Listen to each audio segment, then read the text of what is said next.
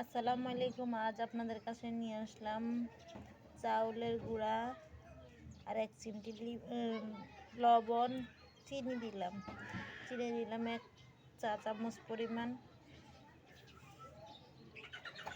আমার মেয়ে বায়না ধরছে ভাপা পিঠা খাইবো, এর জন্য ভাপা পিঠা বানাবো। অল্প গুঁড়ি নিয়েছি, দেখি কেমন হয়। আমাদের পাশেই থাকেন। এরপরে একটু হালকা কুসুম গরম পানি দিয়ে মেখে নেব। কুসুম গরম পানি নিলাম, অল্প অল্প করে মেখে দিব, হালকা একটু দিয়ে দিলাম। ভিডিও করা হলো না, এখন আপনাদেরকে দেখাচ্ছি।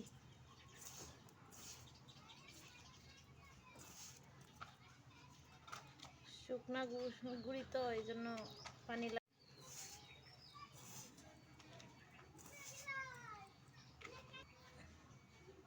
অল্প অল্প করে দিব, অল্প অল্প করে দিয়ে মেখে নিব। একটু দিব, আবার মেখে নেব। অল্প অল্প দিলে আপনারা তখন পরিমাণ হিসাবে আপনি দিতে পারবেন।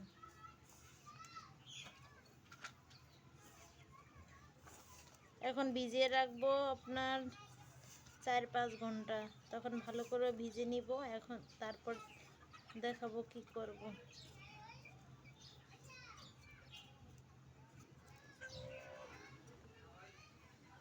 ভিজিয়ে রাখবো 4-5 ঘন্টা। কেউ 2 ঘন্টা ভিজিয়েও বানিয়ে নিতে পারেন, কিন্তু কত ভালো হয় না। আপনাদের কাছে যদি এরকম চালনি থাকে চেলে নিতে পারবেন। আমি চেলে নিয়েছি, চেলে নেওয়া হয়ে গেছে। এই দেখুন কত সুন্দর, অনেক সুন্দর করে ইয়ে করছে। ভাপা পিঠা বানালে পুরো সুন্দর দেখা যাবে। আপনাদের চাল চেলে নেওয়াটা দেখাইতে পারলাম না, দুঃখিত। আর এখানে মিঠাই আর নারকেল কুড়িয়ে নিলাম। আর আপনাদের কাছে যদি এরকম বাটি থাকে, এরকম বাটি দিয়ে ভাপা পিঠা বানাবেন। আমি 2টা নিলাম, 2টা দিয়ে বানাবো। চুলাতে পানি বসিয়ে দিলাম, আর দিলাম চুঙ্গা। এর চুঙ্গা থাকলে চুঙ্গাতে দিয়ে বানাইতে পারবেন না, দেখাবো কিভাবে বানাই। প্রথমে চাউলের গুঁড়া দিয়ে দিলাম অল্প করে, এরপরে নারকেল দিয়ে দিলাম, এরপরে গুড় দিয়ে দিলাম, তারপরে আবার গুঁড়ি দিয়ে দিলাম, নারকেল, আবার একটু গুড়,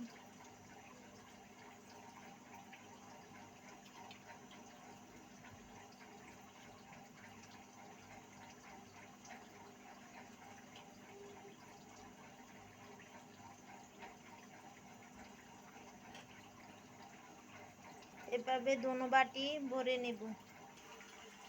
আরেক পাশে পানি গরম বসিয়ে দিলাম, পানি গরম হোক। আপনাদের কাছে যদি এরকম জালি থাকে, এরকম জালি দিয়ে বাটি পেঁচিয়ে নেবেন, তাহলে আর পড়বো না। এই দেখুন আমি পেঁচিয়ে নিলাম, আর 2 বাটি ভরে নিলাম বানানোর জন্য। 2 বাটি রেডি করে নিলাম। এটা হলো মশারি, নতুন মশারি দোকান থেকে গজ নিয়ে আসলাম, তখন ওটা কাজে লাগাইলাম। এখন পিঠা বানাবো। পানির বলক চলে এসছে, এখন পিঠা দিয়ে দিব। পিঠা দিয়ে দিলাম, পরে একটা ঢাকনা দিয়ে কিছুক্ষণ পরে এটা বাটিটা উঠিয়ে নেব।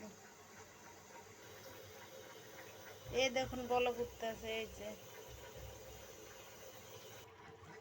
বাটি উঠিয়ে নিলাম, এখন ঢাকনা দিয়ে দিব।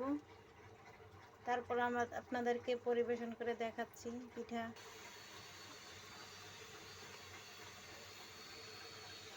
এই দেখুন কত সুন্দর হয়েছে পিঠা। এখন উঠিয়ে নেব। আর একটা দিয়ে দিলাম। কিছুক্ষণ পর বাটিটা উঠিয়ে নেব। আরেকটা পিঠা হয়ে গেল।